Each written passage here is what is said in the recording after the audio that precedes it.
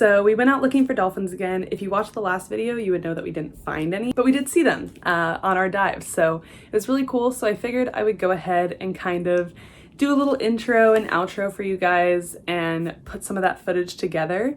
The last video that I did when I was driving in the car on the way to the site, I was talking about why we see dolphins in this particular area, and most of the time when dolphins are coming closer into shore, at least for the Hawaiian spinner dolphin, it's because they're resting or they're in their sleep mode. And today's dive was actually really incredible. The dolphins were extremely playful. They were wide awake at times, and so we got some amazing interactions with them. But that being said, unfortunately, there were a lot of people in the water, and I happened to see a lot of harassment as well. And so I just wanted to talk a little bit about the Hawaiian spinner dolphin and about the most respectful and the best ways to interact with Hawaiian spinner dolphins. Because Hawaiian spinner dolphins are typically resting when they come into shore, it's really important that you read their behavior and you take time to understand how much of a rest state that they're in before you pursue any sort of interaction with them. The dolphins today, like I said, were really playful, and so you might see video clips of myself or some of my friends spinning around, diving down underwater, and that was something that we deemed was okay to do as long as the dolphins were reciprocating that sort of action. So if I would dive down, maybe spin around a couple times, and they would turn off or they would swim in a different direction, then we would go ahead and say, all right, they don't want to interact with us, that's fine. And then we would potentially try either later on or with a different group that seemed more playful.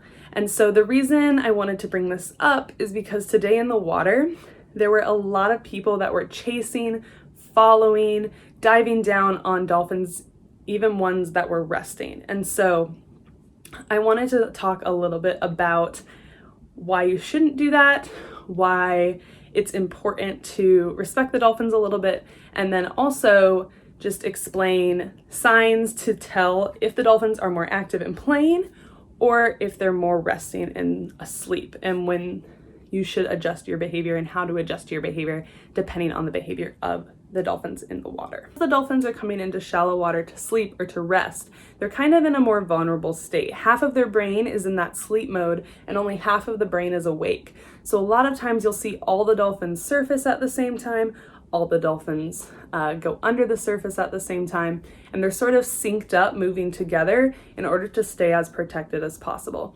And so on today's dive, and you'll see in the footage, there's doing a lot of spinning, there's ones going up and down all over the place, and those are signs, along with increased singing, bubble blowing, jumping out of the water, that are all signals that they're not as sleepy as they normally would be in this area.